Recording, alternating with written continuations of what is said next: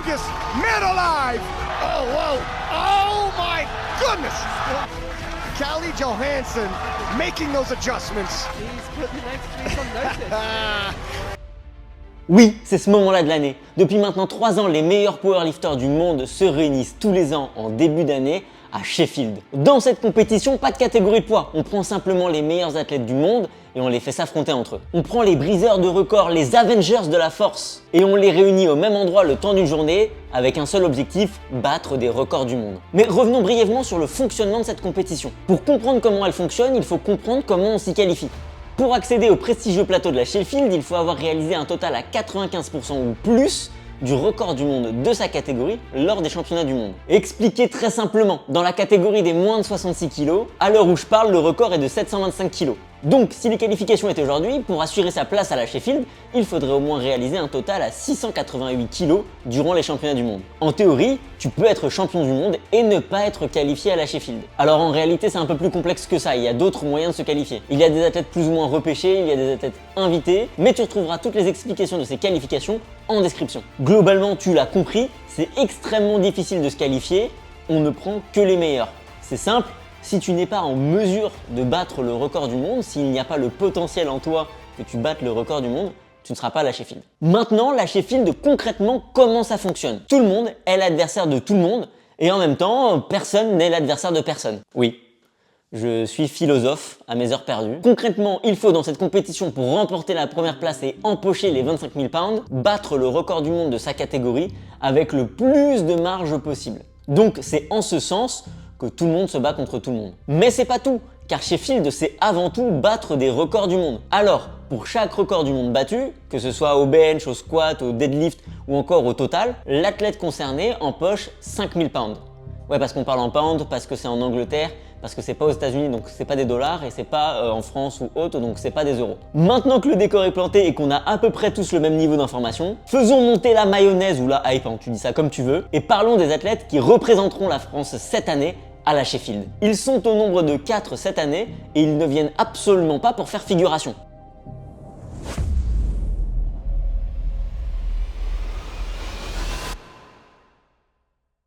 Parlons dans un premier temps de Jade Jacobs. À seulement 23 ans, elle est déjà championne du monde dans la catégorie des moins de 57 kg. Mais son palmarès ne se limite pas à ça. Dès 2021, chez les juniors, Jade excelle. Durant les championnats du monde junior, en 2021 donc, dès le squat, elle va impressionner en battant le record du monde junior avec une barre à 171,5 kg. Squat.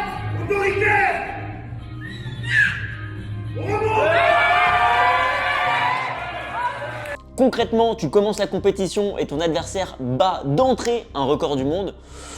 La confiance, elle n'est pas forcément dans ton camp. Durant cette compétition, Jade confirme. Elle réalise un total à 444,5 kg, signant tout simplement un record du monde junior dans la catégorie. Honnêtement, je suis un petit peu déçue quand même. Je suis contente d'avoir mis le record du monde, mais je visais un peu plus. J'ai raté de peu, mais j'ai raté quand même. Du coup, il y a une petite déception, mais au final, je suis contente. Et donc, tu t'en doutes, lui assurant la première place au championnat du monde junior. Depuis lors, elle n'a eu de cesse que de battre des records personnels et des records du monde. C'est un peu sa spécialité. Toi, ta spécialité, c'est de rater les pattes. Elle, c'est de battre des records du monde. C'était gratuit. En 2022, elle participe à ses premiers championnats du monde Open, chez les adultes donc. Et à ce moment-là, chez les moins de 57 kg, tous les regards sont tournés vers Joy Namani, qui domine la catégorie depuis 2018. D'ailleurs, entre 2018 et 2021, elle fait passer le record du monde de 430 à 480 kg,5 kg. L'écart est énorme, elle a simplement propulsé la catégorie à un autre niveau. Mais on attend quand même Jade au tournant. Elle a le record du monde junior et on le sent, elle a l'ambition d'aller chercher des performances encore plus impressionnantes. Après une bataille acharnée sur les 3 mouvements que constitue la force athlétique, Jade arrivera finalement deuxième. Mais deuxième avec l'art et la manière. Elle aura donné du fil à retordre à Joy en s'approchant à seulement 500 petits grammes du titre de championne du monde. Avec cette performance remarquable, la hype autour de Jade n'en est que plus grande. Et pour la première édition de la Sheffield, en 2023, son nom figure sur la liste. Elle aura non seulement l'opportunité de battre une nouvelle fois des records, mais elle pourra également prendre sa revanche sur Joy qui l'a battue lors des championnats du monde. Elle arrive à la 3e position chez les femmes, boostant par la même occasion le record du monde à 503,5 kg. Cette année-là, malgré tous ses efforts, Joy ne fera pas le poids face à Jade. Améliorer le record du monde de 18 kilos, c'est simplement indécent. Depuis, tu t'en doutes, Jade n'a cessé de progresser. Elle a même gagné en 2024 le titre de championne du monde dans la catégorie des moins de 57 kilos. Avec un total, accrochez-vous bien, à 515 kilos. Elle est maintenant loin l'époque où le record du monde était à 480,5 kilos. Mais s'il y a bien une personne qui peut aller chercher de nouveaux sommets, c'est bien Jade Jacobs. À la Sheffield de 2024, elle a réussi à faire encore monter le record à 519,5 kilos. Jade said she wanted revenge. It's within reach. 30 seconds.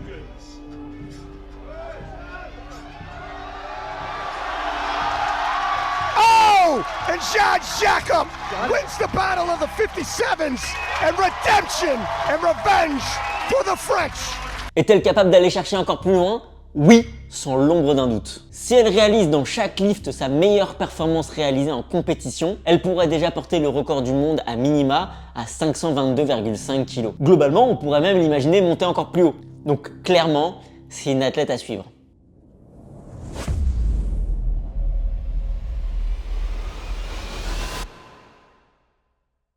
Panache, vous le connaissez tous, c'est un des athlètes les plus populaires de ce sport. Il est surnommé The King of Grind. Je sais même pas s'il a besoin d'être présenté. Il a été 2 fois champion du monde dans la catégorie des moins de 66 kg. C'est un athlète qui a connu des hauts et des bas, mais qui a toujours su sortir grandi des moments difficiles. Pana, c'est la mentalité shonen par excellence. Il progresse tranquillement, il rencontre un obstacle, il se surpasse à l'entraînement et il revient encore plus fort. Pour la petite histoire, il participe à ses premiers championnats du monde en 2019. Il a alors 24 ans.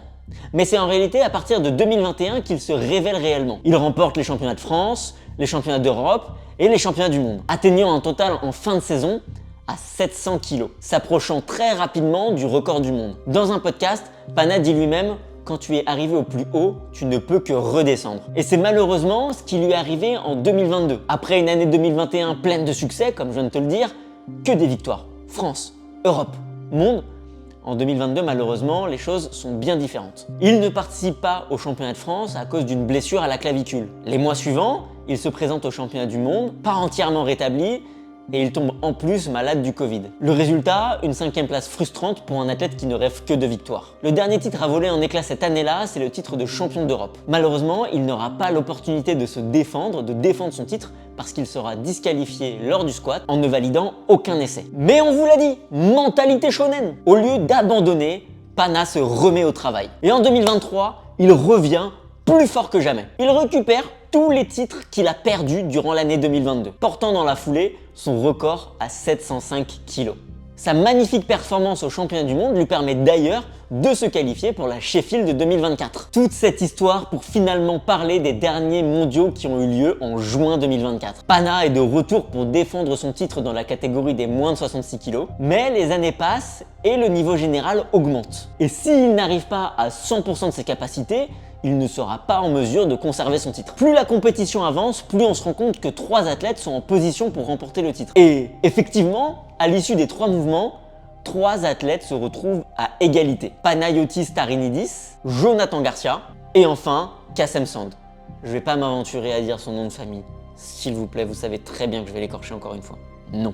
Tous ont un total à 707,5 kg. La suite, vous la connaissez sans doute si vous suivez un petit peu le monde de la force athlétique. L'athlète le plus lourd arrive 3e, le plus léger logiquement arrive 1er. C'est avec cette logique que Panache, qui pèse 65,6 kg, arrive à la 3e position. Derrière Jonathan Garcia qui lui pèse 65,5 kg, qui lui-même arrive derrière Kassem Sand. Kassem Sand qui lui pèse 65,3 kg. En plus, malheureusement, avec cette 3e place, Pana ne se qualifie pas pour la Sheffield de 2025. Mais, suite au désistement d'un athlète, l'organisation décide d'appeler celui qu'on connaît sous le nom de The Panache au secours. Et il sera donc bien présent. Youpi, bah, vous le savez, il n'y a pas de suspense, si je vous parle de lui, c'est qu'il est là. Bref, Panache sera là, à la Sheffield de 2025. Malheureusement, le plus dur reste à faire. Chez les moins de 66 kg, la compétition était déjà extrêmement rude. Et malheureusement pour notre cher français, la difficulté vient de monter d'encore un cran. Oh, le nom de fou. Ah non. Cet athlète, qui a un nom que je vais forcément écorcher si je prononce, Cet athlète dont je ne peux prononcer le nom, de la catégorie des moins de 74 kg, qui fait partie des athlètes les plus talentueux au monde dans sa catégorie, vient d'annoncer son passage dans la catégorie des moins de 66 kg. Petite piqûre de rappel pour ceux qui ne le savent pas ou ceux qui ne se rappellent plus, son total, son record, est à 812,5 kg. Alors évidemment, passer chez les moins de 66 kg, ça va le nerf un petit peu, mais il semblerait qu'il soit tout de même en mesure d'aller exploser le record mondial chez les moins de 66. Dans tous les cas, l'affrontement promet d'être passionnant. Pana se nourrit de l'adversité. Il progresse dans la difficulté et ses performances récentes laissent à penser qu'il a encore pas mal de potentiel. Actuellement, le record de Pana c'est 713 kg et le record du monde est actuellement à 725 kg. Pour rappel, Pana n'a jamais eu le record du monde en sa possession. Alors, soyons quand même réalistes du coup, il semble assez peu probable que Pana puisse remporter et arriver premier à la Sheffield de 2025.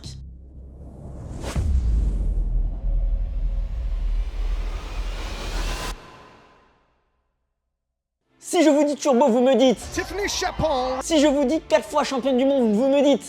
Tiffany Chapon. Si je vous dis petit mais puissant, vous me dites. Tiffany Et non, c'était un piège. Petit mais puissant, c'est Skip, pas Tiffany Chapon. Nouveau skip petit et puissant. Vous l'aurez compris, il est maintenant temps de parler de la moins de 47 kg la plus dominante qui soit. Elle n'a plus rien à prouver. Les gamers diraient même qu'elle smurf. Turbotif, c'est la boss ultime de la catégorie des moins de 47 kg. Depuis sa première participation en 2021, Tiffany n'a jamais perdu au championnat du monde. Elle n'est jamais arrivée deuxième, elle ne connaît que la première place. J'irais même plus loin et dirais qu'au cours de sa carrière, dans la catégorie de moins de 47 kg, elle n'est arrivée qu'une seule fois deuxième. Et c'était à sa première compétition. Du coup, on aimerait bien vous faire un storytelling sur le fait qu'elle a connu l'adversité, les difficultés.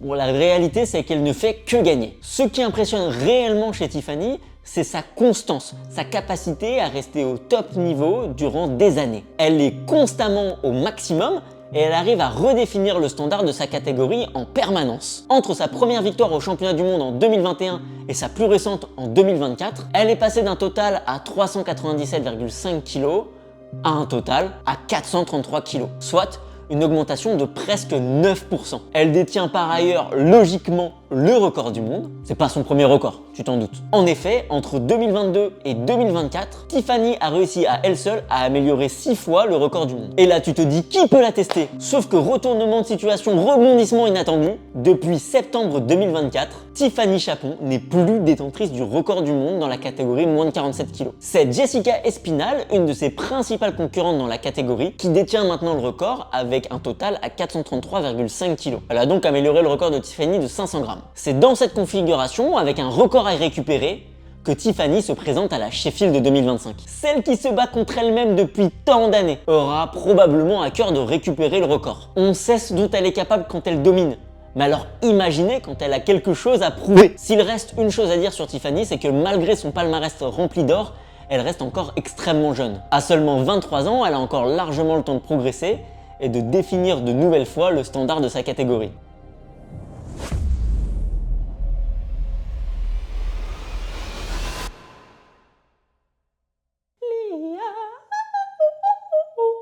Lia est la représentante de la force athlétique en France. Durant ces dernières années, elle a fait de multiples apparitions télévisées. Bonjour Lia Bavoil, bienvenue sur le plateau de Quotidien, merci d'avoir accepté notre invitation. Ça fait quoi, Lia Bavoil, d'être une des femmes les plus fortes au monde? C'est une question qu'on me pose souvent. J'imagine. Je sais jamais quoi répondre.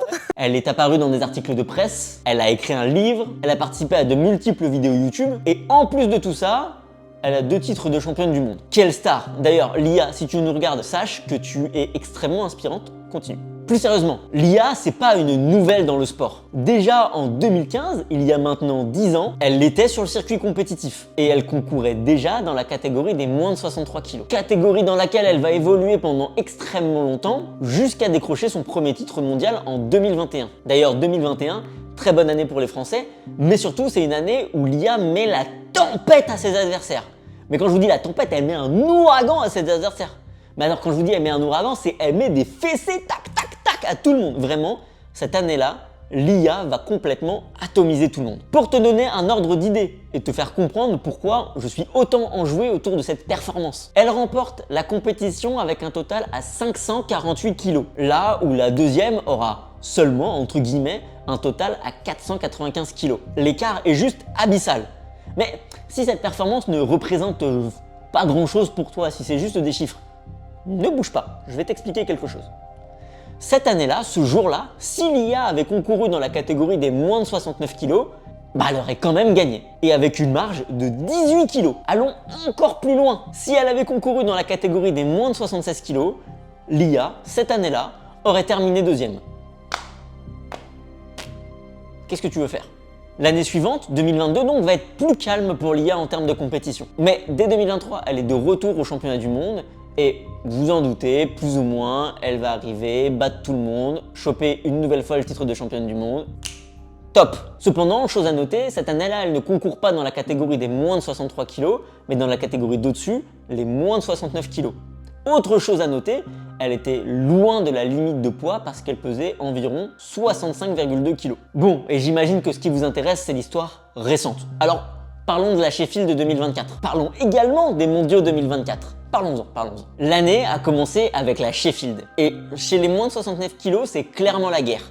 On y retrouve 3 athlètes. Carola Gara, championne du monde en titre chez les moins de 63 kg, qui passe pour l'occasion chez les moins de 69. Lia Bavoil, championne du monde en titre chez les moins de 69. Et enfin, Agata Sitko, vice-championne du monde chez les moins de 73. Bon, et bien les 3 athlètes n'ont absolument pas déçu, car elles arrivent respectivement première, deuxième et troisième de la Sheffield de 2024. Durant cette compétition, Lia arrive à la 2e position, juste derrière Agata. Deuxième événement majeur de l'année 2024 pour Lia, ce sont les mondiaux, qu'elle n'a malheureusement cette année-là pas remporté. Elle arrive effectivement juste derrière Carola Gara, qui prend sa revanche sur la Sheffield de 2024. Cela étant dit, la Sheffield de 2025 approche. Et Lia est probablement la favorite pour remporter la compétition cette année.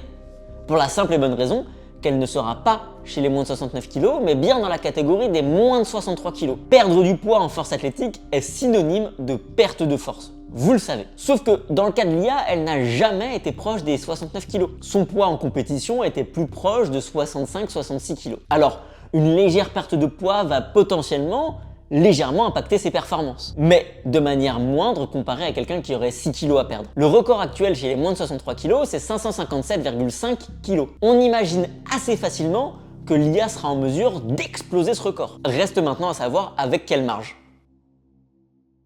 Bref, Sheffield 2025, ça va être incroyable. Tous les athlètes présents à cette édition ont un palmarès de dingue, une histoire incroyable à raconter et le potentiel de remporter la compétition. Aujourd'hui, on a décidé de se focaliser sur les athlètes français, mais n'hésitez pas à nous dire quel athlète vous soutenez, quel athlète vous voyez remporter la compétition cette année dans les commentaires. Dans tous les cas, profitez bien de cet événement de dingue, nous on va kiffer depuis notre canapé. Si vous avez aimé la vidéo, n'hésitez pas à mettre votre meilleur commentaire, à lâcher votre plus beau like. On se retrouve dans les prochains jours et abonnez-vous. On se retrouve bientôt.